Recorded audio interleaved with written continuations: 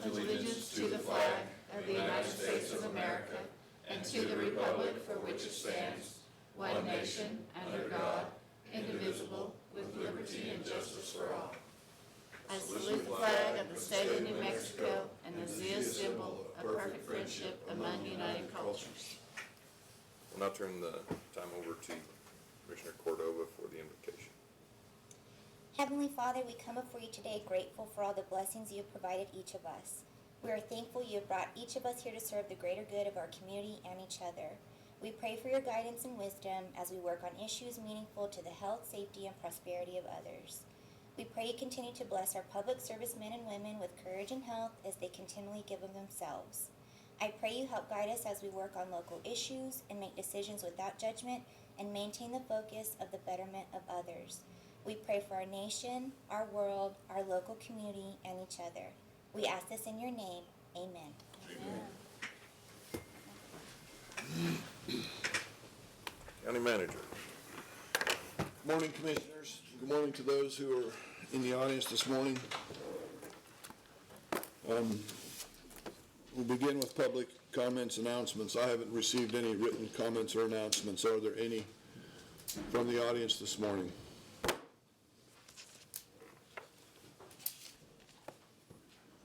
Seeing none, we'll move to service awards. We have 3 to recognize. The first is Richard Bannister from detention with 20 years service. Mr. Bannister. Thank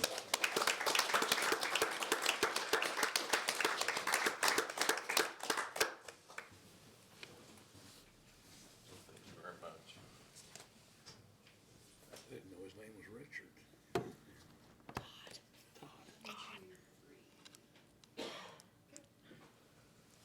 Thank you, sir. The other 2 I don't think are present this morning. Tim Satterfield from the Sheriff's Office with 5 years. We worked graveyards last night, sir. That's all right. Appreciate the service. And then Sherry Kromiski from detention, 5 years.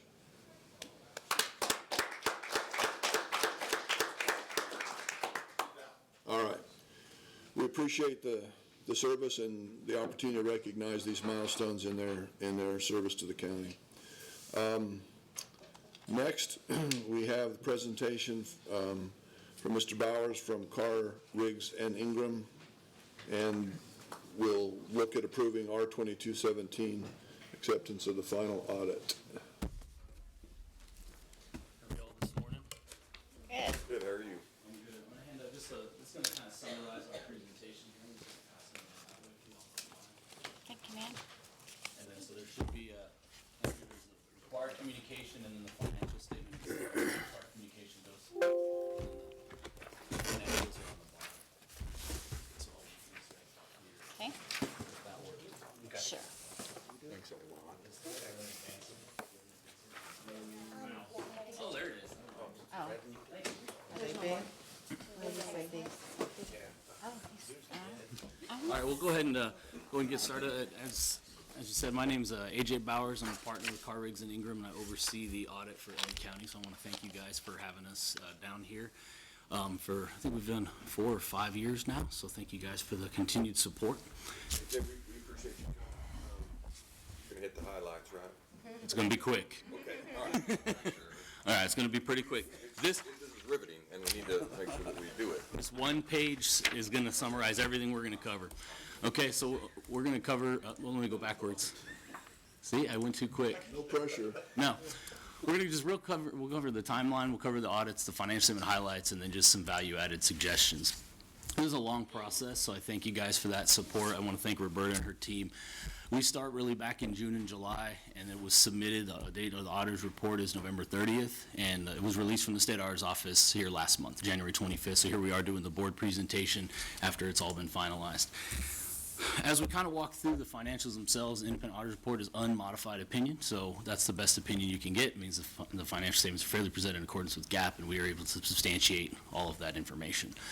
There's 2 other reports in the financials. One is the independent auditor's report relates to internal controls. That's negative assurance. What that means is we don't render an opinion on controls. We test them, but we look at them in order to develop our risk assessment. Anything that we find is in that report. There is one finding for the RETA component unit. We discussed that in detail at the exit conference, and it's in the back of your financial statements. So they've responded to it. It was an other matter, so it's not anything that really rises to the level. It's just, people make a mistake every now and then. Lastly, there's another report in the financial statements. That's over the federal awards. We tested 2 major programs, the Coronavirus Relief Fund and then the Disaster Grant Public Assistance. We do test controls, we test compliance. We rendered an unmodified opinion on those, which again means that you've complied with all material respects with direct material compliance requirements over those grants. So, and there were no findings noted. So all clean opinions, minimal findings. So really good job there. Just a reminder, our responsibility is, of course, to form and express the opinion on the financial statements. We obtain reasonable, it's not absolute assurance. We communicate all significant matters to you related to the financial statements. We do consider those controls for the purposes of our testing, but not for opinions. Those are your responsibilities. So as management, you're responsible for the oversight of the financial statements, the financials themselves, which you do prepare as a service, and then you participate in the entrance, exit, etc. You have a required communication, the commissioners do. That goes through a whole bunch of information that we have to report to you every single year, the matter, and then what we found on the right side, or our communication on the right. So read that. It's going to basically have all the same information in all the accounting lingo, okay? Briefly, we'll just kind of cover your assets and kind of these 5-year trend lines, okay? Your assets, liabilities, and your net pension liabilities. So when you look at your assets themselves, you've got $403 million in the prior year, and really when I say prior year, I mean June 30, 2021. 208 of that is going to be related to capital assets, and the cash investments are up to 171.5. So some of that was related to some of those funds that you received, was the coronavirus and the ARP and all of that kind of stuff. So managing your assets pretty well. When you look at your liability side, the biggest portion of that is going to be the net pension liability and the OPEB liability. Those were about $70 million of the $84 million that were in there. That's those portions of para and RHC that come from the state, and really county debt's only about $3.5 million. So you're monitoring that, and this is the equity piece, the net position. That's going to be 331. That's really your total net position, and then the unrestricted portion. So that negative of those net pension liabilities sits in that unrestricted piece, but everything's in the positive, so that means bond rates will be good, all the et cetera. Statement of activities, when you look at your revenues and expenses, really this is going to have everything in it. This is going to have your depreciation, the pension expense, all of that kind of stuff. Revenues are about $130 million the last couple of years. They've been pretty consistent, and really those expenses, the last 3 have been pretty consistent as well. So revenues are outpacing expenses overall. Now, when we look at the general fund, your overall main operations, that's what you guys look at a little bit more. You're not looking at the full accrual that often. So when you look at that 5-year trend, you're seeing this consistent growth in your revenue side, okay, with your taxes up, and then your expenses have been pretty moderate and considerate, or consistent over these specifically the last 3 years, okay? So which allows you to support other funds and other things that you guys need to do, and then that cash balance in the general fund is about $64 million. So good, healthy, solid cash balance. Lastly, treat us as a resource. If you have questions, comments, concerns, please give me a call. I get calls from the finance office regularly, and we do want to be able to assist in those. So if you've got questions, let us know. 2 areas that we do see that you guys haven't had a ton of problems in, but there's always things coming up. Grant management, those ARP funds, call us if you've got questions. We get a lot of them, and everyone's afraid to spend them because they don't know how, right? So there's a lot of that, and Roberta mentioned something about that this morning. So give us a call. We'll do the best that we can to help with those. Lastly, GASB training, if you've got any questions, let us know. There's new ones with 87 coming and other things that are going to be pertinent to the financials. We do a lot of free training that goes on, and a lot of times Jessica and Roberta do attend those. But if there's something you guys need, let us know. With that, I just want to say thanks to everyone, and let me know what questions you have. Hold on. I'm impressed. It's riveting accounting. Yeah. Maybe we'll start with Commissioner Carlson. No, I think that's great. I think one of the most important parts of a governmental audit is when they do the single audit, the compliance audit with all the grant money and federal fundings and stuff that we receive, because if you find that you're out of compliance, that goes all the way up to having to repay the money. So, isn't that true? I mean, It can. And that's something that we don't want, but obviously he's not finding any of that. in his testing of the compliance with those monies. Yeah, and so of course, when it comes down to the federal awards, as we covered, we don't render a legal opinion, but it is our opinion on compliance with anything we consider corrected materials. We have Well, to you do test certain the- tests. We do test the controls over that as well as the compliance, Right. and we noted no deficiencies in controls, nor did we note any deficiencies in compliance. Which really gives me a comfortable feeling. You're the one with the most experience in this space, so we appreciate your opinion, Commissioner Beard. This, I think we need to give Roberta some kudos over this. There's a reason why there's no problems. I don't follow this real close, you know. About half Greek to me. But as long as you're saying we don't have any problems, I'm good with it. And again, that's big thanks to our finance director, so. Yeah, it's definitely goes to the leadership of Roberta and her team, and you guys instilling with her the resources that she needs to be able to do those. You know, we test different things every single year, and like I said, we didn't find anything, doesn't mean that there's nothing there, but at the same point, there was nothing that's reportable to the commission at that, you know, at that level. We do a lot of test work, a lot of controls, a lot of interviews and observation, and you know, we always do something different as well, so we're always looking somewhere else. If you ever have, you know, when we come up to next year's audit, if there's something you want to let us know, if there's something that gives you guys pause that you want us to look at as well. So we do take that seriously. They are very thorough in there. It's a lengthy process, but there's a lot to go over and a lot to look at, and they do test it rigorously. And I think Ms. Roberta and her staff will attest to that, but rightly so, rightly so. Just to echo Commissioner Beard, we participated in the exit interview, and I was just so, I was so thrilled and just grateful for the work of finance, also the treasurer. So, you know, my hat's off to them as well. And I forgot to add the treasurer, but I agree. So, I don't have anything else to add other than what's already been said. I mean, Roberta's the rock star, we all know it, and she's got a great team around her, so glad to see you again, glad you don't have her, glad it was quick, which means no problem. Let's keep them quick, because if there's It's no good that I'm problem- here, but it's good that I'm fast. That's I know how it is. You typically do this for different municipalities, counties. How does Eddy County look overall in comparison? Not that, When you mean, I guess what comparison? I mean, as far as compliance issues, obviously we had one small little issue with Rita. We were 30,000 over or something, the report said. I mean, but I mean, it just as far as just a health grade. You guys have, I think you're pretty healthy both by monitoring the way that you're cash. You guys have, you know, positive on the revenue side. So when you look at really when your equity piece is there and minimal debt, I think that you're managing your money pretty well. You know, you're fortunate with the oil and gas down here too. Currently, you know, we'll see what happens in the future, but that's a good positive thing to have. And then being able to manage that and be reasonable with those resources and not have those issues is good. We're rarely going to have reports. There's a lot of reports that have no findings. There's a lot that have findings, you know, but the main key is that yours are minimal. So that's important. When you start you could have one finding, but if it's material, it could be a lot worse than you could have 7 small little things. People make mistakes. So I think you stack up pretty well. And I mean, we audit, and I've worked with every county over the course of my career. So in the state of New Mexico. So. Thank you so much. We appreciate it. I appreciate it. Finance department, borough treasurers, everybody, appreciate all. Because everybody's got control of their money, you know, as far as department goes. So we appreciate everybody being good stewards over that in Eddy County. And we appreciate the double check. Absolutely. Thank you. Thank you, Alan. We do need to approve resolution I make a 22-117. motion, we approve that resolution. Motion second, please call for the vote. Beard, yes. Carlson, Yes. Cordova, Yes. Henry. Yes. McCutcheon. Yes. Thank you very much, sir. Thank you all. All right. You good with that, Ms. Roberta? All right. The next, we have an annual report from the County Extension Services by Mr. Shockley.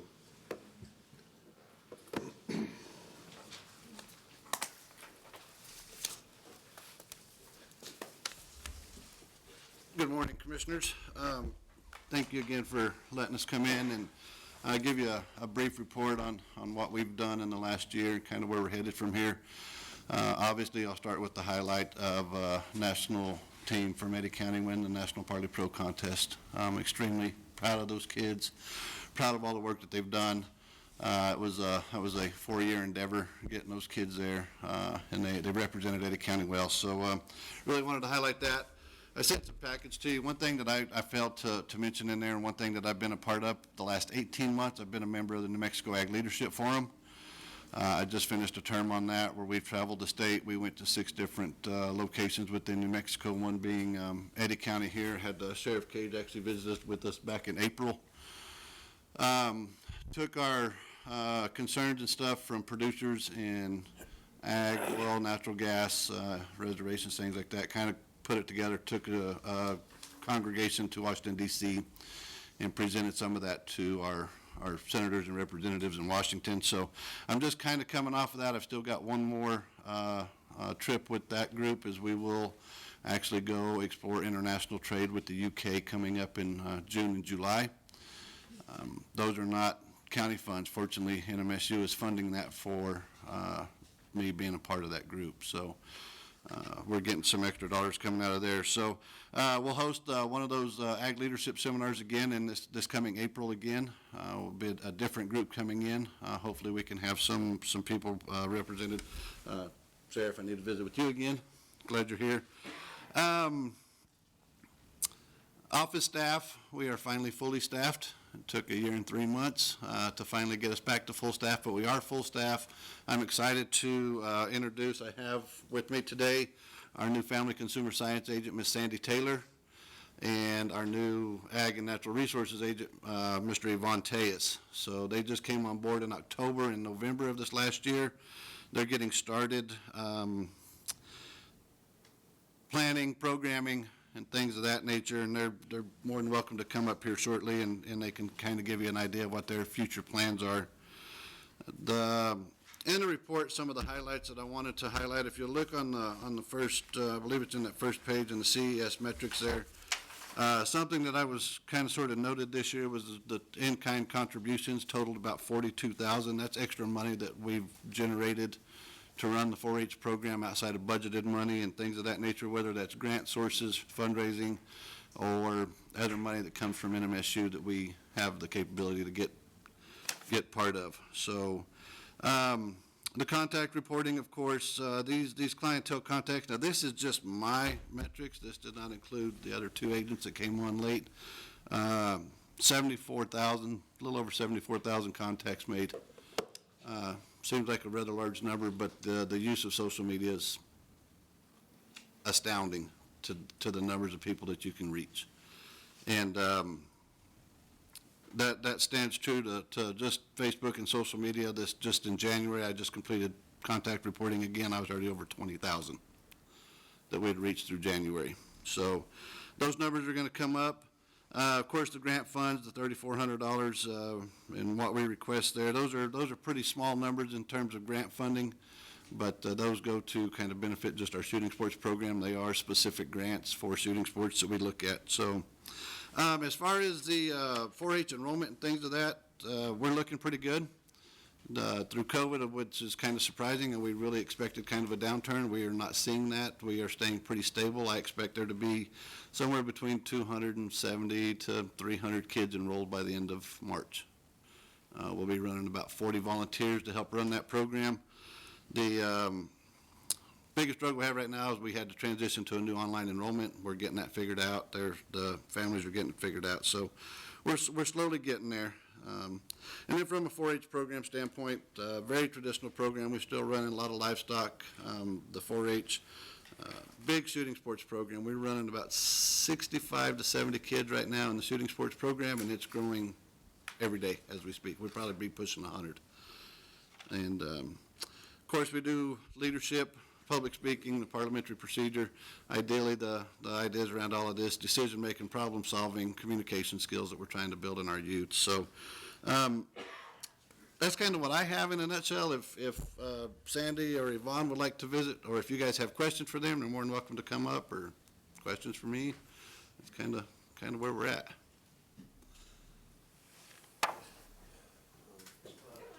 Good morning. Maybe we can get you a chair. Oh, no, I'm fine, honestly, I'm fine. Thank you. I don't know, do you guys have questions for us? I mean, we're fairly new. We have basically gone through our trainings and also our advisory board committees. So we've taken the recommendations and gone out into the communities and started our programming from there. So I know for me personally, some issues that came up from my committee meetings were, of course, health and wellness. One of the things that was brought to my attention by a dietitian that I'm working with is how type 2 diabetes has been on the rise with our younger generation, especially with the pandemic. She's seen a large number in that. So those are some areas that I'm going to look into working with healthy lifestyles for the youth. I'm also in the process with 2 diabetic cooking classes coming up, one in person and then one online. And then doing our traditional 4-H programming to get those kids those life skills that are needed. That's where I'm at. Still working to figure out everything I need to know with the county, but if you guys have any questions for me, I'll be glad to answer them. As Sandy has mentioned, we just began. We're starting our visiting with folks, putting together programs. A little bit about me. I'm originally from California. I've been going to NMSU. Wrapping up my master's degree in agricultural biology. I've been in Eddy County since December of 2020, posted at the Artesia Science Center. And I hope to implement an integrated pest management program in the county, covering all the several large crops, including pecans, alfalfa, and cotton. I'm also looking to restart the Master Gardeners program in kind of a larger urban horticultural program in the county. I'm looking forward to multi-county programming that would be with Lee, Chavez, and Roosevelt County, putting together livestock programs and pecan programming. Wonderful. Got a lot going on. You do? Did you say master gardening program? Yes. Can you just elaborate just a little bit on that, what that kind of entails or what you would need? Right. Essentially, the Master Gardener program, it all varies from county to county. As I understand it, you'd get a group of folks that are interested in gardening. You put together little workshops, demonstrations for different soil amendment techniques, planting techniques. Obviously, we would need to put together some literature for plants that are more suited for Eddy County. If you look at the literature, most literature around, they're suited for central New Mexico and northern New Mexico. There's definitely a lack of pamphlets and information available for this area of the state. So that's something that I'm looking forward to putting together. At the moment, I've taken my first calls. Most of my calls are actually on pest identification and different fertilizers that can be applied in a home garden. So seeing that, I see that there is an interest here in this county. Essentially, I'm going to be getting a bunch of folks together, having informal meetings, and just putting together, depending on what they are more interested in. So say they're interested in tomato gardening or pumpkin gardening. I'm going to take their feedback and then I'm going to make classes that would fill those needs. Something on that, we have talked about partnering, so not only will they, This works nicely with what you're talking not only will they learn how to grow, but then how to cook. We're gonna do some cooking classes with that and focus a lot on fruits and vegetables to go with that. And preservation too. Yeah, food preservation. And I also had a thought about maybe coordinating with the school nurses. A lot of our school nurses here work directly with the diabetic students, and that might be a nice resource and relationship for you guys too. Definitely. Good. Definitely. It's a great idea if they had something to take home. I mean, that would be, if they had information, that would be really good. No, I'm glad y'all are finally fully staffed and up and running, and glad to hear about the cooking, because I think in the past, those were wildly successful, if I'm not mistaken, so glad to hear those are going again, and I don't think you can help me with gardening, so I'd love to learn, but I kill it all, so I can't figure it out. So, yeah, so someday maybe. My granddad was good at it, but I didn't get that gene, so, but I'm glad you're here. Commissioner Crossley. No, I think it's wonderful that we're getting everybody back on board, and I hadn't met you before, but I have met, and I think that I like to cook, so that's a good thing. Now, the things I cook, probably not the things you're advocating. He's a good cook, too. You know, I'm more of a comfort food guy. So, thank y'all for being here today. Thank you. And I do mostly beef, if you can imagine that. I had the pleasure of sitting through a Carlsbad Soil and Water Board meeting last night with Ivan. He was there, and he got a pretty good earful about what goes on around Eddy County as far as the agricultural community. He stood up pretty well. Tough group. I did have one question. Why Chili's on the west side of the state and not Chili's on the east side of the state? Labor, Labor?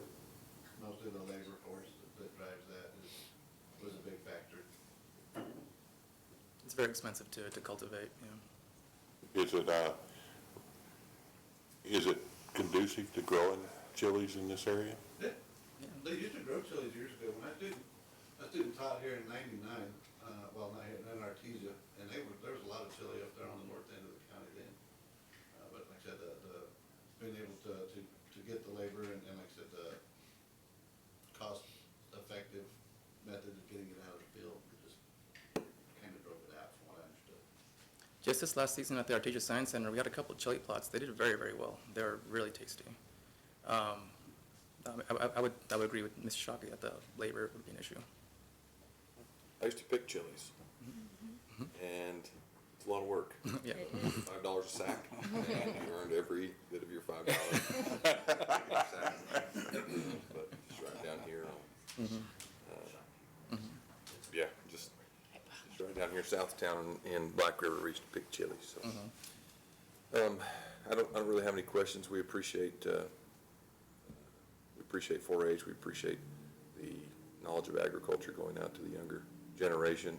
You know, we were talking recently and looking for heavy equipment operators and things like that, and most of that basis the basis has typically in the past come because somebody's been able to go to their grandparents' farm or their uncle's farm during the summer or their father's farm or whatever it is and learn how to drive a tractor, do something simple like that, and then that maybe opens a passion or shows people where they're good at things, and it gives them a new experience, and then we end up, going into other fields. So motion creates more motion, right? And so anything that we can do to make kids aware of agriculture and teach them and teach them to grow or teach them to cook or, teach them to shoot or anything like that, get kids outside, that just opens up a whole new world. I think that's the reason a lot of times now where we struggle for equipment operators is because those farms have kind of gone away and those experiences have gone away, and so you don't have those kids kind of coming up through the ranks and developing those talents when they're young. So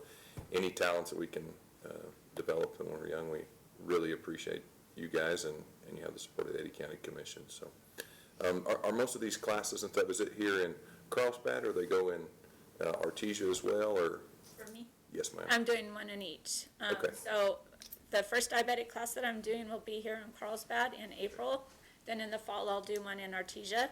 Okay. I'm doing one online. That's so I do try, and then I already have like some 4-H things set up for spring break, both in Artesia and Carlsbad.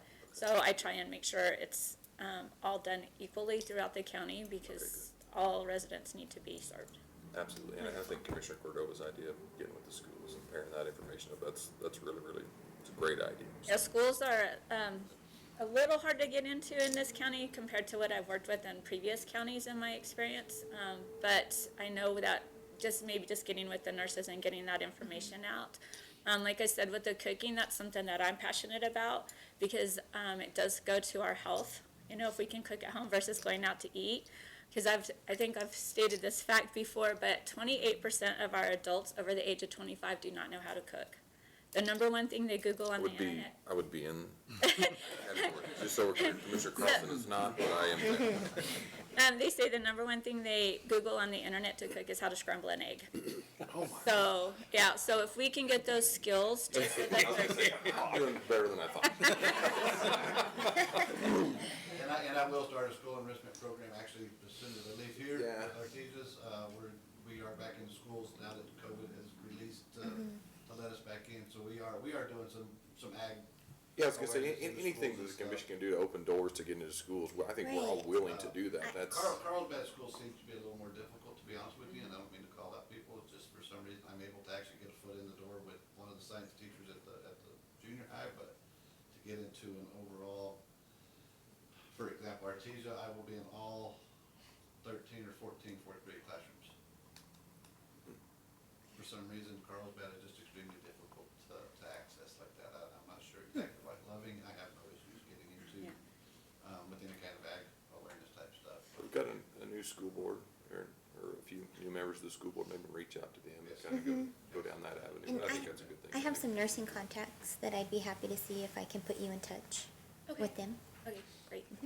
And what about the homeschool kids? Is there an outreach program for them as well? Huge enrollment of homeschool kids for Okay. 4-H programming. Good.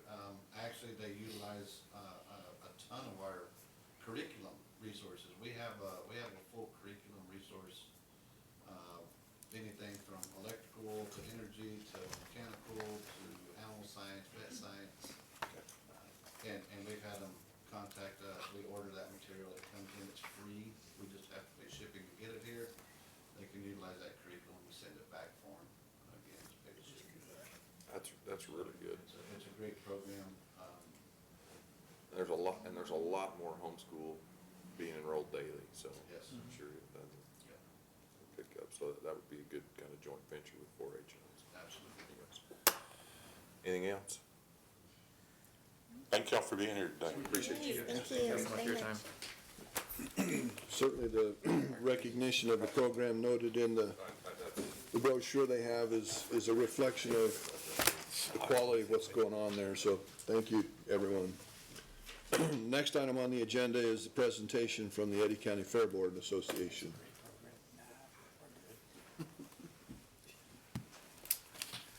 Good morning. Morning. Morning, guys. Mr. Shockey does a great job. He's so much more involved than we've seen in the past. I didn't know he was gonna be here today, but they do a really, really good job and have got lots of participation and programs and like you said, the Party Pro competition in Denver was really neat that he led and Is your daughter on that team? yeah. So he did, he's a good guy. We're here to just talk to you about funding the Eddy County Fair. We've spoke to several of y'all, and some of y'all have made a trip last year. Mr. Henry and Ms. Cordova came and walked through the fairgrounds with us. As a board, I need to speed this up, but you can hit me. We're a fairly young board, and we're pretty involved with our time and our money and businesses and involving the community. And we have lots of big plans. We have an architect on board to grow the facility quite large, actually. They're the largest fairground developer in the nation that's on board with us out of Iowa. And so we're looking for a lot more county participation also. So I just want to preface this by saying we're not here asking for you guys to fund what we're doing and to try to keep doing what we're already doing. We're really growing this facility. We're growing within our community. Our community participation is huge compared to what it used to be. We're looking, working with some nonprofits that are looking to put large dollars, $15, $20, $30 million into the facility is what we're looking at now. We should be complete on our master planning by fair this year with the architect firm out of Iowa. That being said, we have talked about acquiring what we call the Horse Council, which the county owns on the north side of our fairgrounds, but because we're not sure of the timeline, our first master planning involved that area. Now we've kind of restructured it and we have it all on our property with the ability to grow, do the Horse Council. So if we should ever acquire that property, it will be shown on the master planning, but I think we'll just, redo the indoor arenas up there, the outdoor arenas, looking at a lot larger facility, but, and I think you guys have had time to look through this. I'm not going to read our mission statement and some of those things, but there's the directors. There's 12 of us, Fair Board members. But we're just looking at, and if you just go to our budget side, I think last year we spent 50 or 60,000 more than we generated, just putting on our fare, and we intend to do more of that this year. We get lots of community participation, lots of fundraisers that the kids put on and share with shooting sports. We actually do a big shoot, and half of it goes, to the fair, half of it goes back into shooting sports. But when you look at what we bring in 1 week, we have about 20,000 people that come through the fair. We touch lots of families. I think agriculture is a big part of New Mexico. I think it's a big part of this part of New Mexico, and it needs to be a big part of our country as a whole. We need to concentrate on the three things that keep us alive, which is food, water, and shelter. Not to mention the responsibilities that these kids learn and how many of them become leaders compared to just your average child that's not in 4-H or in FFA. I think you'll see a large percent of these children growing up to be your next leaders. But down there on the bottom, I hate comparing ourselves to anybody, but Lee County puts about $1.3 million into their county fair every year. They do own those facilities. They fund it. They put on the fair. Last year, I believe they lost. They generated maybe $700,000 and lost about $600,000 on their fair. As of right now, I don't know if you guys know the history, but I think the county used to participate with about $50,000, went to 51 something, 52, and then 47 the last 5 or 6 years, and I'm unaware of why. We've been sitting at about $35,000 in funding a year from the county. So, and fortunately, we just came behind that guy, the accounting guy, and he said, "You had tons of money." That was convenient. I appreciate that. But they didn't make a presentation. Anyway, we're just looking for a little more funding. We are going out for very large donations from some foundations in town. We do get lots of fundraising. We generate a little bit of money, that the kids, for things like their animals when you have to put in for your animals every year. The other thing is comparing us to like Lee County. Last year we raised $1.1 million that went back to our children at the sale. And it all goes to them. We were talking earlier, we don't take a piece of that. A lot of other fairs, the state fair does, they take like 10% of that sale price to help them operate. We're trying to avoid that. Not that we couldn't fall back on that at some point, but Eddy County generated and spent $1.1 million on our children last year at the sale. The next closest county, I think, is Lee County, and they were around $600,000 to $700,000. So we are just head and shoulders above every fair, way above the state fair, Eastern Fair, Southern Fair. We have event sponsors, ticket sales. This year, we keep going bigger, and that's dealing with the concert. This year we'll have Aaron Watson. The concert alone is going to cost us $40,000. We've already paid for half of it down to make sure he's going to be there. So we are trying to generate more community participation all the way around and interest, whether it's supporting the rodeo with Horse Council or concerts or, the livestock side of it itself. So anyway, we're just here to see if we can get a little bit more support as we grow and as we get bigger, especially as we can create bigger facilities. They're definitely for the community. Mr. Carlson knows we tried to have a company meeting there one time in Artesia, and it was at the country club. It's the largest facility in Artesia. It's not big enough to hold constructors, 600 employees. It's not big enough to hold Holly. The facilities that we're generating will be big enough to hold 2,500 people inside, which is 2 buildings initially that we're looking at. And because of the size of them, we're gonna have to generate lots of revenue just to maintain them and operate them. But that's what we're looking at doing is building something for the entire community. So, but we're taking baby steps, and any help we could get to keep us moving in that direction, we'd appreciate.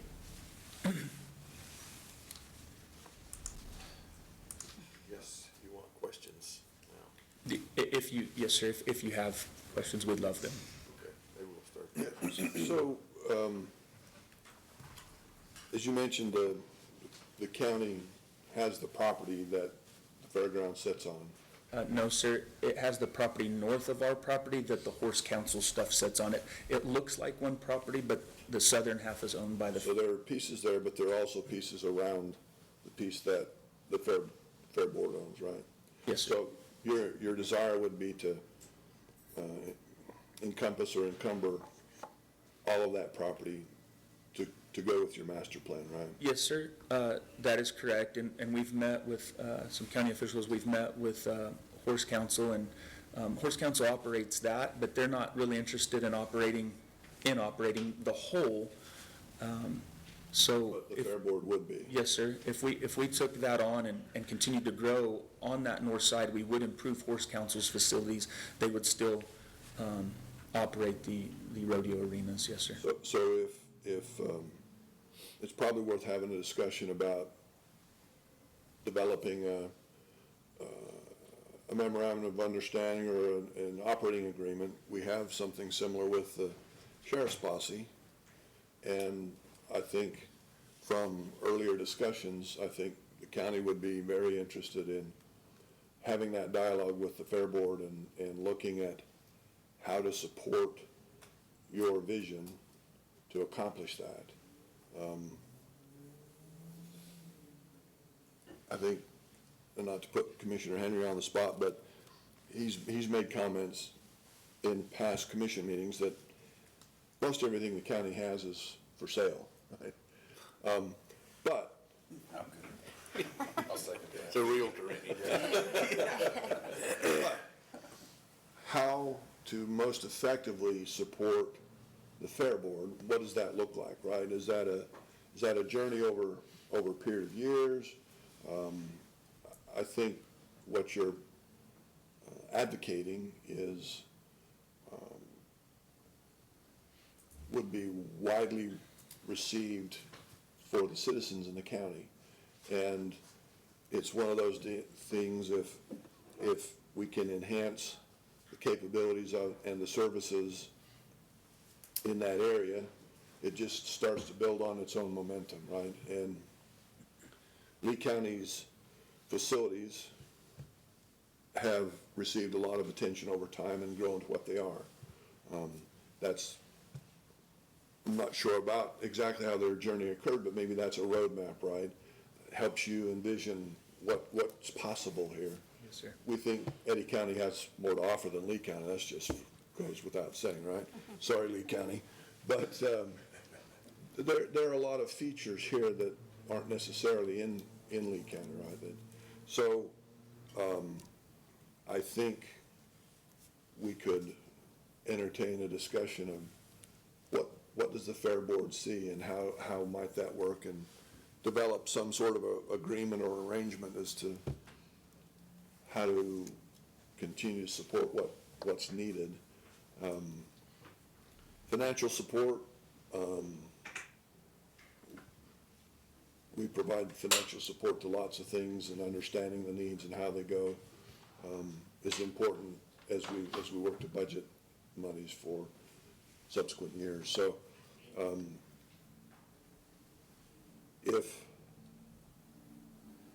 the vision is to grow the asset into something more than it is today, what does that business model look like from your perspective, and what would the county's what would the expectation be for county participation in that, right?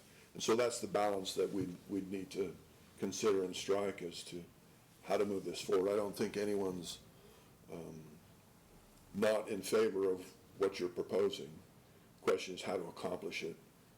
Yes, sir, and so we're businessmen, and we understand, capitalism, and I don't go ask for, man, can you just give us a bunch of money every year so we can do the same thing?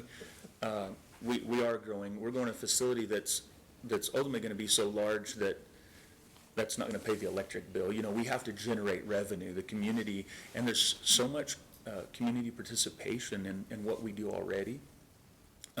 So much excitement in the change and the growth. from businesses, from the Navajos of the world that need a facility to just have their Christmas party or company meetings, and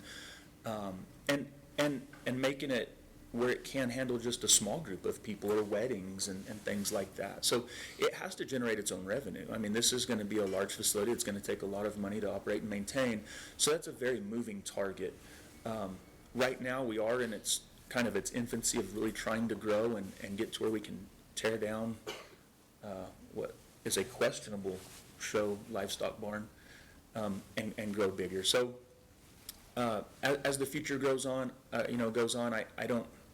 I want the county to participate. I want them to be aware. I want them to be there and be involved in any meetings you want, whether it's the PY Foundation or architects or just, meetings, Fair Board meetings. But as far as funding goes in the future, I think we have to figure out our own funding. We have to generate our own revenue in order to operate and maintain a facility that we're looking to build.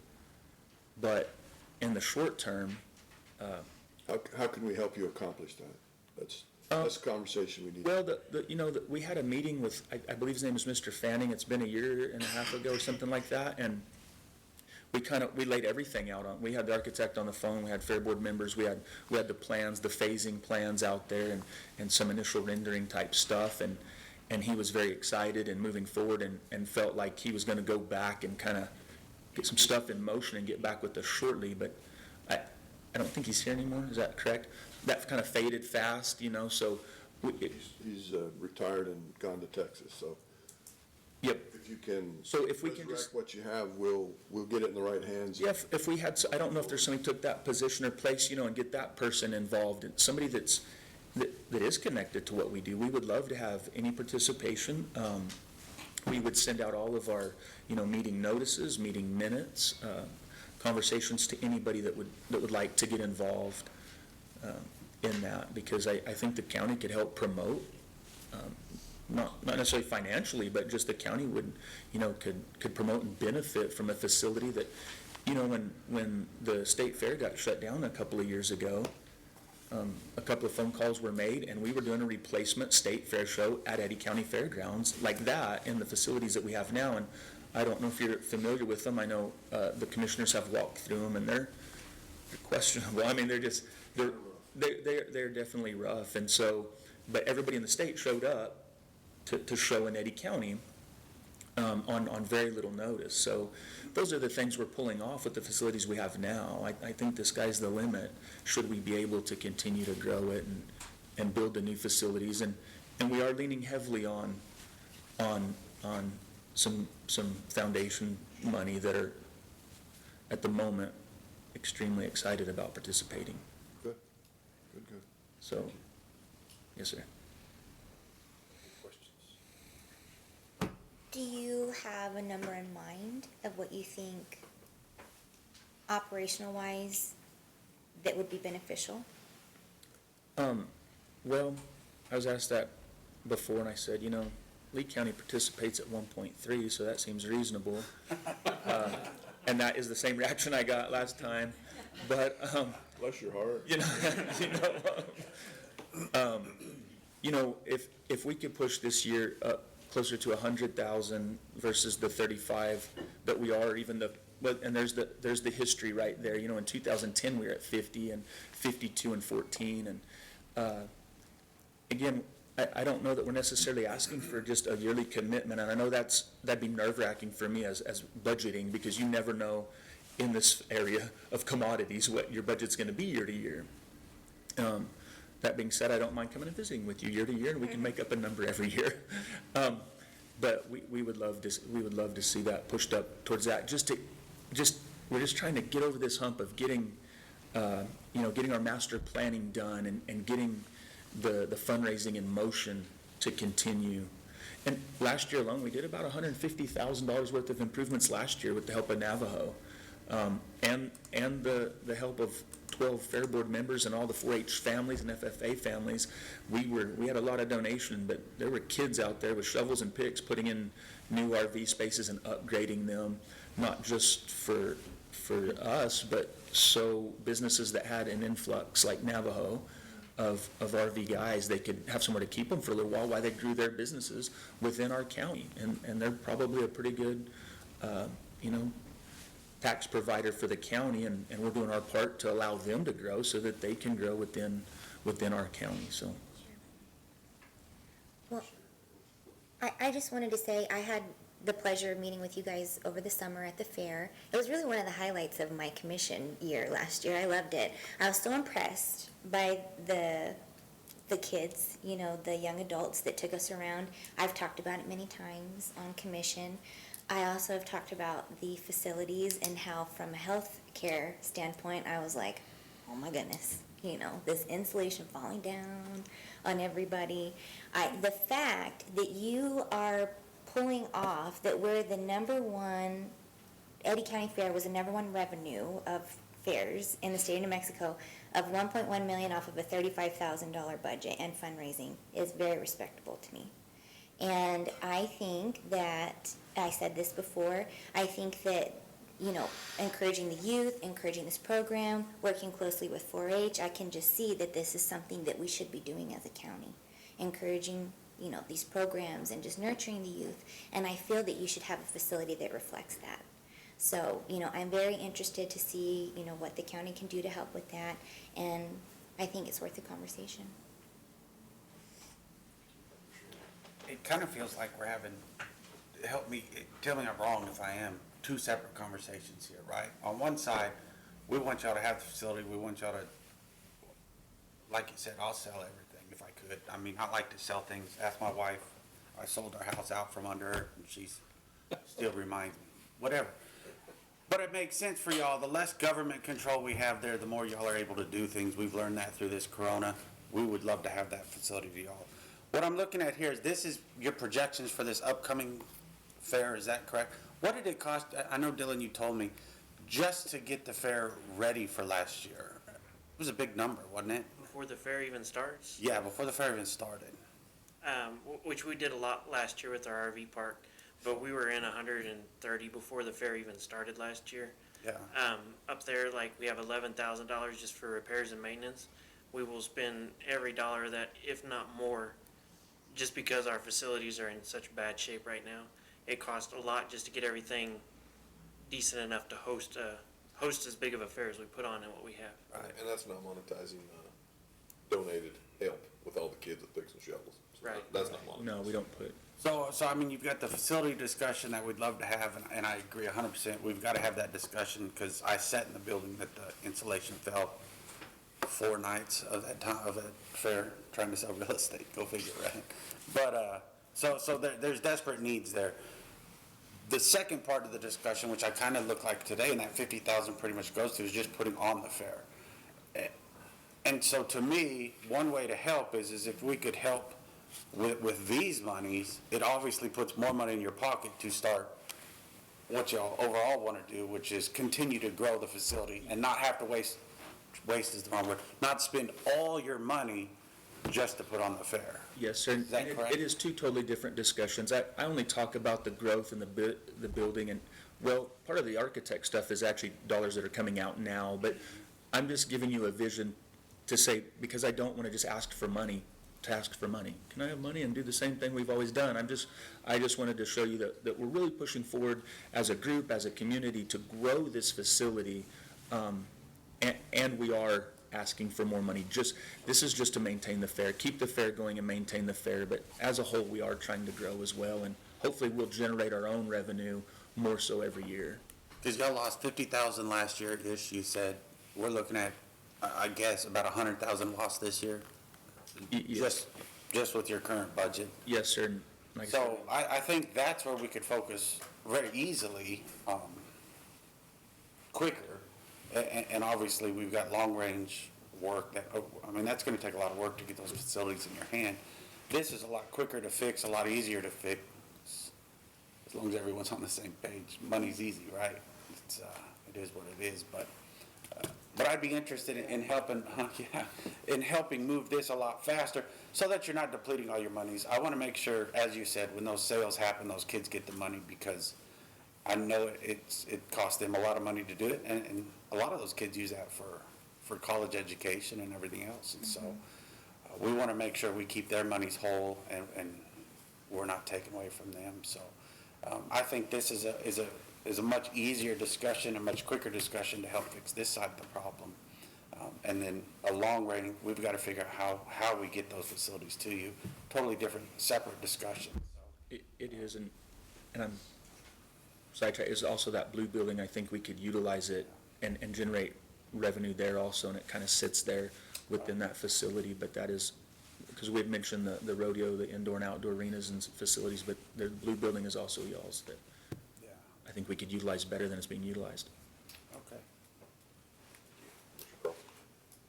Well, I think that you hit the nail on the head when you talk about being able to spend our money to support the youth of our community, because it pays us back tenfold or more when we have those facilities, whether it's showing an animal up at the state fair or running barrels out at the sheriff's posse. I think that even though we don't want to be in the real estate business, that, I think the position that we're in demands it sometimes to have facilities and stuff that we can have to grow the youth of our community and do these things of the fair and different agriculture and rodeo and all those things. I think it's important to the youth. I mean, you hear it all the time. I was on Facebook this morning, and on Carlsbad 411, they were saying, what is there to do for me and the kids here in this community? And so having those sort of things just help our community overall, and I don't think that we need to slight those. I think we need to support them. And 4-H is not just for the rural community. I mean, you can get involved in all these programs. Kids can do different projects outside of animals and participate in the fair all week. You can, in Carlsbad, you can actually have chickens in your backyard and show them from a showing site or whatever, so it's not just for the rural community, it's for everybody. Thank you. I don't know that $1 million is in the cards right off the bat, but I think some significant help is. I mean, it's pretty obvious going around the room here. It's also pretty obvious we've got a new fair board with some significant goals that I think would be a great benefit to the county. I think I spoke to you earlier. This sounds like something along the lines of what they're doing in Andrews. I think it'd be a great benefit for the county, and I'm very much behind it. So I think the sooner we can get started and keep this ball rolling, we also need to take advantage of some significant benefactors in the North Eddy County that can put this thing together. I'm on board. Let's giddy up, go. Thank you, Commissioner Beard. I've got a couple of thoughts. One is, if you guys hustle so much and get $1.1 million put away every year to donate to the kids, obviously they're supporting the community to do more with the facility. And people are saying that because you've got donations from, Devin and Holly and all these people whose kids then in turn show animals. And then, like you said, most of these goes to college education. I would want to be careful because we do have two separate discussions going on here. We have the projected facility coming in the future and then the current needs. And so I want to be careful that Eddy County's money was allocated just to putting on the fair, and we didn't end up, funding any architect or anything like that. Just to kind of keep everything clean, and we don't end up funding something, because my next comment really goes along with Commissioner Henry's as well, is the more of these things that can be privatized, the less the state has say over them. And so if we rid ourselves of that umbrella, then we don't have to ask Mother May I every time you want to have something. And then I would also want to see maybe a longer term plan, because I know that John is relatively benevolent and you want to manage money and do those things correctly, but maybe have some bylaws created or something with the Fair Board, and you probably do, on how things need to run, so that we could have more of a sustainable Fair Board more of a sustainable, I guess it'd be Fair Board when you're not there anymore, and when the other guys aren't running the show right now. It would be more sustainable in the future, if we're looking at a a cash injection from Eddy County. I understand this is just for running the fair this year, but in the future, we may want to partner with some, we may want to do some partnering, because I would imagine the gross receipts for that month in July or August, or those weeks that the fair is going on, I imagine that's a huge boon for the businesses in Artesia. And then I would also want to challenge y'all to see what other events you could bring with a good facility that would also benefit Artesia. I'm 100% behind, whatever the fair really wants to do. I would just want a few of those things kind of lined out at the beginning, so that we were being good stewards with the money we were allocating. So the county funds as its own account. We have operating. Okay, account. Yeah, great. Very clean, and it's easy to see. The other is, and Dylan's the one that's really been pushing a lot of this also, is he has come up with, we've upgraded in our bylaws. We've got a new set of bylaws. Literally has job descriptions for every board member and every position on the board that we've signed. So we'd love to have you guys at a meeting, or anybody that wants to participate, but we've taken some pretty big steps on expectations within our board, which is hard to do on a volunteer board. Oh, yeah. It's hard to hold people accountable and give them expectations. Yeah. So we may be pushing even harder than we should be for a volunteer board, but we've been pushing pretty hard for changes. And at the moment, about everybody's on there, but I have a 12-person board. There's one or two that don't give as much, and for different reasons. So we're trying to hold people accountable, yet not push volunteers away. So. Yeah. Go ahead, John. No, go ahead, when you're done, I got it. What we don't want to end up with, we've had some trouble with Sheriff's Posse in years past, didn't have attention, and those are really the basis of my comments. We don't have the 501c3 or whatever that's up to date. We want to make sure that that's up to date, and those are all taken care of. We want to make sure that the insurance requirements are there, and ultimately, moving the facility to the fair board, and we can figure out how to do that. Cass is a genius attorney, so we can figure out how to get all this done, and John will sell anything. So, we got a great team up here to get it done. But that's what we want to make, that's what we want to make sure, because, the Sheriff's Posse's in good shape right now, but man, in years past, there's insurance that's lapsed, there's been, the 501c3 is not in good shape, and so it really puts Eddy County in a precarious situation. So we want to make sure that we're able to avoid that. We've had not the insurance issue, but 501c3 has been a problem in the past. It's been corrected. We had to turn in a bunch of past tax returns, but again, when you have volunteer boards and those boards change, and everybody shows up and pleads they don't know anything, which is true. So it's not an easy task, but Cindy Bryant with she was accounting, whatever it was over there, man, she just jumped on, and her grandkids were involved. Now they've recently moved to Gale, Texas, but they have been great, and she's got a guy that works on mostly nonprofit stuff out of their office in Clovis. And as far as our insurance, what do we pay? $9,000. Last year we only paid $4,000 for the year, and this year our quotes are over $8,000 just for the insurance this year. But we have complete liability, we have event coverage, and we have board coverage. Things that were not also taken care of in the past, but they have been up to date. You know what I'm thinking? Maybe there's some sort of a fair board director position or something. If things got larger, you could actually hold somebody accountable and get one person who would say, yep, and then the board hires a person and say, okay, hey, this is what we're going to do, and it's a part-time position or something. But right. if there's a little accountability there. We've discussed that as we grow and generate revenue in order to sustain our own life, definitely I think there'll be a paid position or two in there from operations and maintenance and, Well, this would be huge for Artesia. You think about a large event center, there's nothing up there, like you said, just the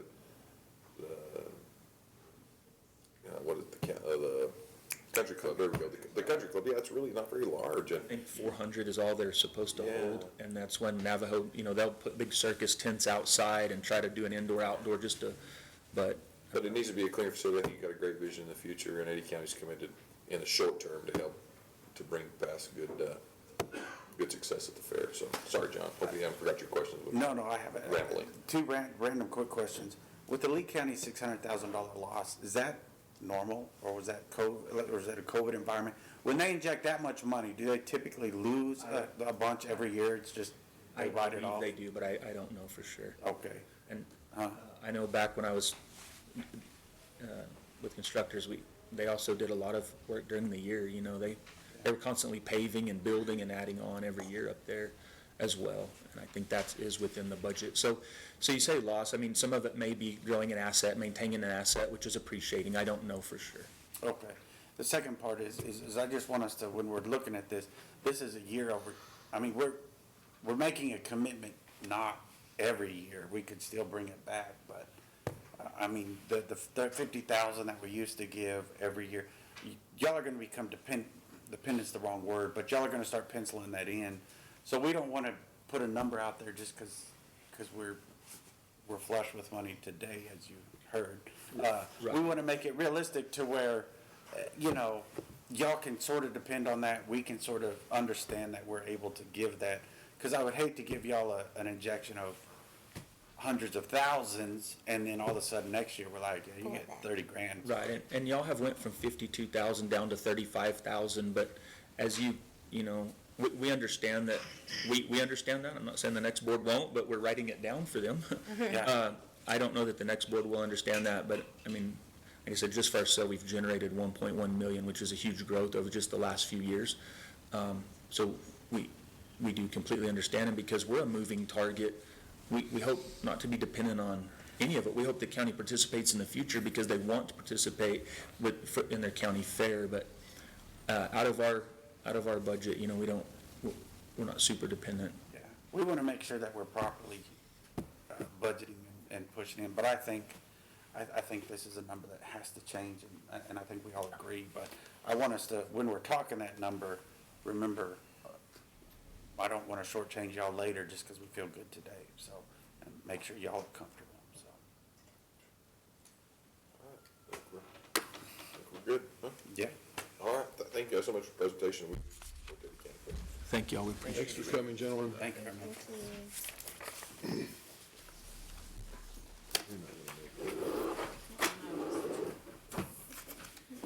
All right. Lots of information this morning. Let's move to the trailing agenda. First item there is to approve the commission meeting minutes from our February 1st meeting. Questions or comments? Having none, entertain a motion that we approve commission meeting minutes for February 1, 2022. So moved. Second. Motion is second. Please call for the vote. Beard, Yes. Carlson, Yes. Cordova, Yes. Henry, Yes. McCutcheon. Yes. Thank you, Commissioners. The next item is the expense approval report for January 2022 approval. Questions or comments? Having none, we'll entertain a motion we approve expense approval report January 2022. So moved. Second. Motion is second. Please call for the vote. Beard, Yes. Carlson, Yes. Cordova, Yes. Henry, Yes. McCutcheon. Yes. Thank you, Commissioner. The next item is reclassification of a receptionist data entry clerk to DWI prevention compliance position. Ms. Cindy. Good morning to each of you. I come before you this morning asking your consideration that you will reclassify this position for us. It's an existing position. Thanks to the great staff at Court Security, we have a system in place which has kind of replaced the need for a receptionist. When we have traffic, they ring the doorbell. Whoever is available goes up there, directs them back to where they need to be in the DWI program office. The demand for our services continues to increase. We want to reclassify this to do more prevention, as well as checking with the courts daily on DWI arrests, helping to look for prior DWI offenses. We will have no authority over the court order. When we say compliance, we'll track the offender's compliance. When somebody's compliant with their court order, that tells us a couple of things. They're at less risk of recidivism because of the respect for the law. They told me I have to do this, I have to do this. And there are those who are not compliant. the probation officers through the jail, the court staff themselves, they're the ones who have, can do something if they're non-compliant. Ours is mostly for information purposes and tells us internally.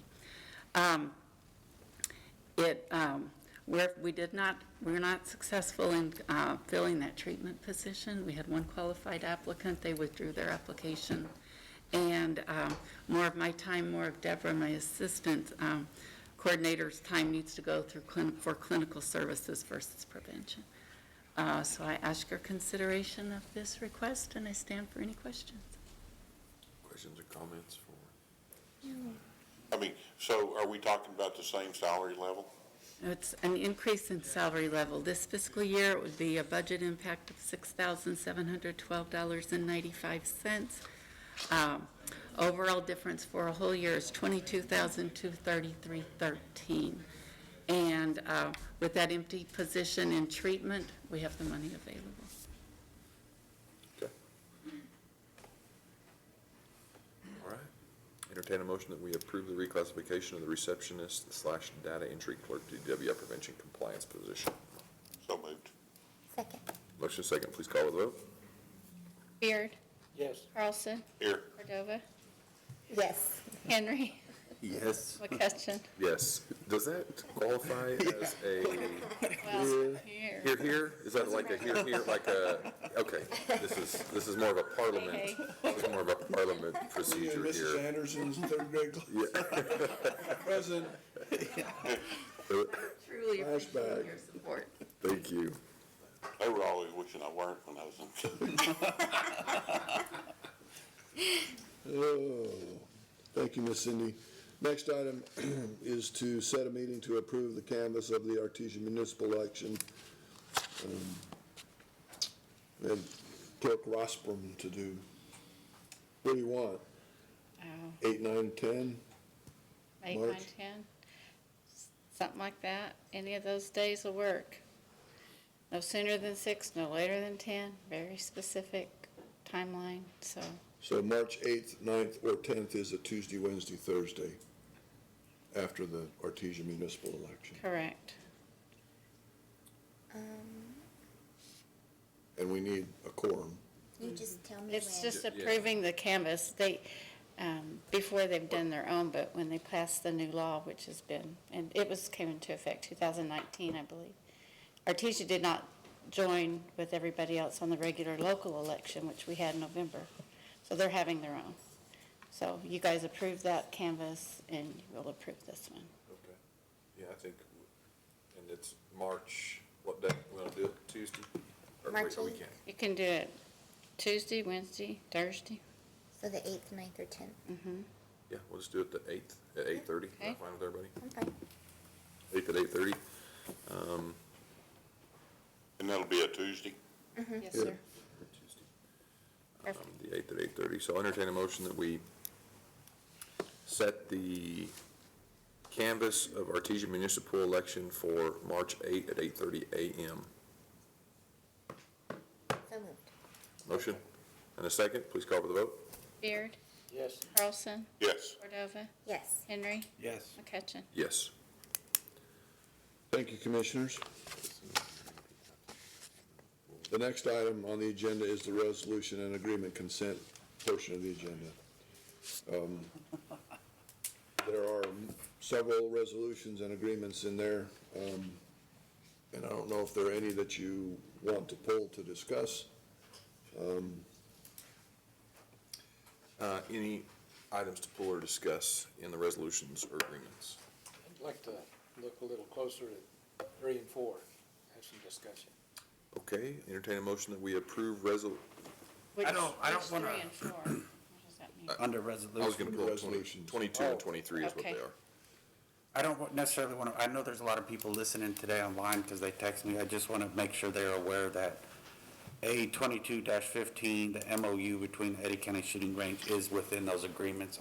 I don't need to pull it, but I know they want to know that it's at least there. So it's there within the agreements.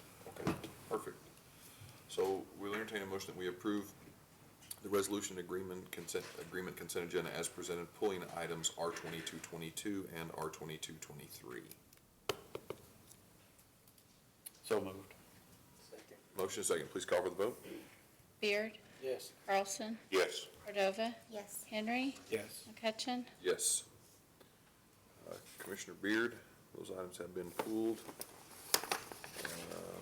We can discuss 22 if you want. Supporting New Mexico House of Representatives Joint Memorial 2 regarding local control for school boards. Well, I'm all in favor of the joint control of the school boards. I'm not sure about the shooting part of it. I'd like to, or is that in the next one? The shooting range? Yes. That we didn't pull that item, we just approved it. Commissioner Henry just wanted that Okay. noted to the people listening, that this was on the agenda and has been approved. So, I think under discussion is supporting the Mexico House of Representatives Joint Memorial, and then, supporting House of Representatives Joint Resolution 13, establishing state school board and local control of school boards. Basically, Those this would items just pulled. be a notification of Eddy County's support for those joint resolution and joint memorials that Representative Townsend had built and presented to the House for consideration. I don't know where those are specifically in the House approvals. I don't think they've come to the floor yet, but again, we can provide this support, notice of support to the Speaker of the House, the Governor's Office, our legislators, and others. So essentially, to support local school boards, that gives more power to the local level of schools and allows us more, I don't have the bill in front of me exactly, but allows the school board to set more curriculum hours, things like that. And so we support that, and if I'm misunderstood on that, please correct me, Commissioner Beard. And then the joint resolution for establishing a state school board would turn that into elected positions rather than appointed positions in the state. Eddy County, I believe, supports that as well. So, yeah. I think, and I'd asked to put this on, Artesia passed these, was it last Monday when I called you? The school board.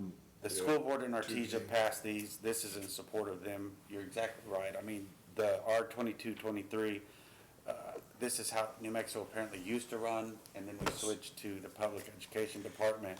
They'd like to go back to the way it was when it was working, because it's not working now. And then, of course, local control, we're all hopefully on board with cities, board, any, I can never imagine why you would ever give up control. I know. That had to go and be voted on by Yeah. the citizens of the state of Mexico. And just like the PRC, when you have an elected position, why would you ever give up the fact that we can, as citizens of the state of New Mexico, elect a position rather than being appointed by one person? That is just beyond my comprehension. But that was done as a constitutional amendment, which shows up on many of the ballots. And I'll never understand, it just seems to me like all you've got to do is say constitutional amendment and get it on the ballot, and everybody just falls in line and votes for it. Yeah. This has been going on for decades in New Mexico. The PRC, so the PRC was a 5-person elected board. Yes. And the PRC changed through the constitutional amendment process to a 3-person appointed board by the governor and passed it about 73%. Which is unbelievable. Can you believe that?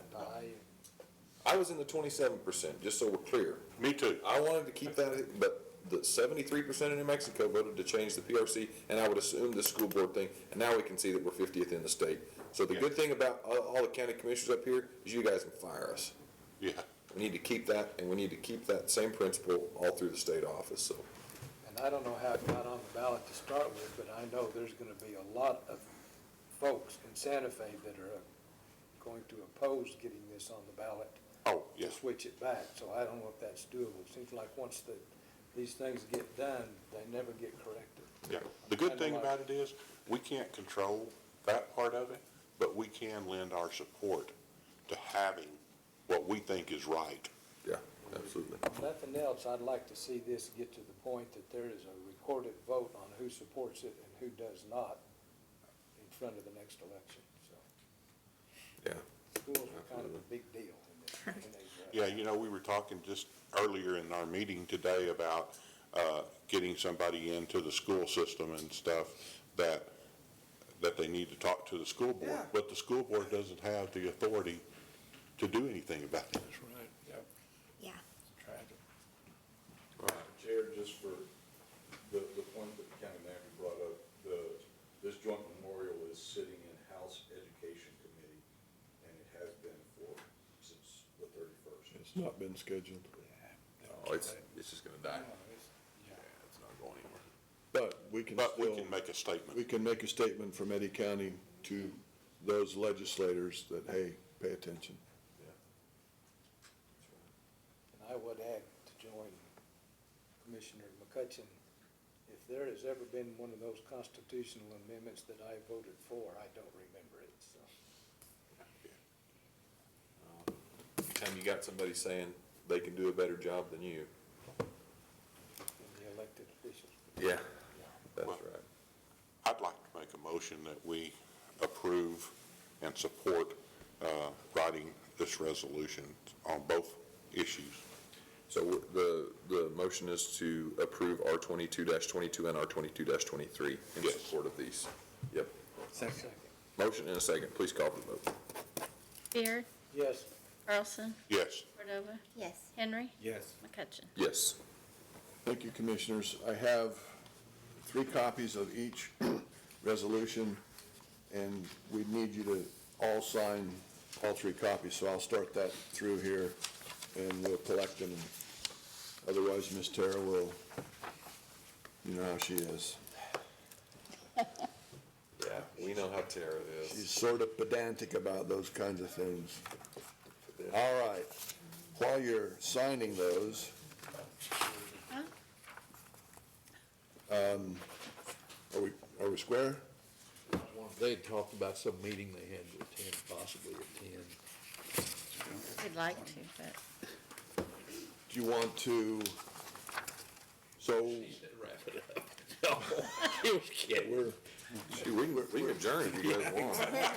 we do. yeah, that's, so what we could do is we could move the agenda and have our executive session now while you take care of that.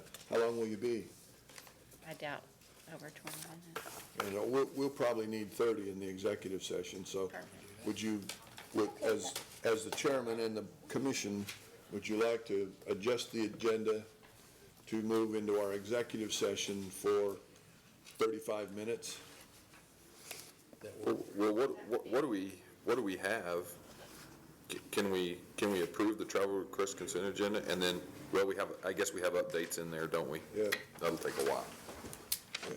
Okay, I see the reasoning behind that. All right, you're good with that, Cass? We can. Sure. All right. So entertain a motion that we adjust the order of agenda items, moving forward the executive session to be in front of elected official department updates. How about that? Is that a motion? Okay. So moved. Yeah. Whichever. It's like a really good motion. I see that by the confidence of support that I have in making that. So, please call for the vote since I've got all this. Beard, Hope it passes. Carlson, Yes. Cordova, Yes. Henry, Yes. McCutcheon. Yes. We'll be back at 10:30. Now you gotta make the motion to. Yeah, now. Oh, to go into We executive session. gotta go to executive session. Can we take 5 minutes? So, Because I need to. yeah, so let's go ahead and make the motion and we'll take a break and come back at 10:30 if we can do that. Okay? So entertain a motion that we go into executive session, to discuss a couple of items that we have here, the limited personnel matters and threatened or pending litigation. And we're going to be returning at 10:30. So moved. Second. Motion is second, please call for the vote. Beard, Yes. Carlson, Yes. Cordova, Yes. Henry, Yes. McCutcheon. Yes. Thank you very much. Yeah.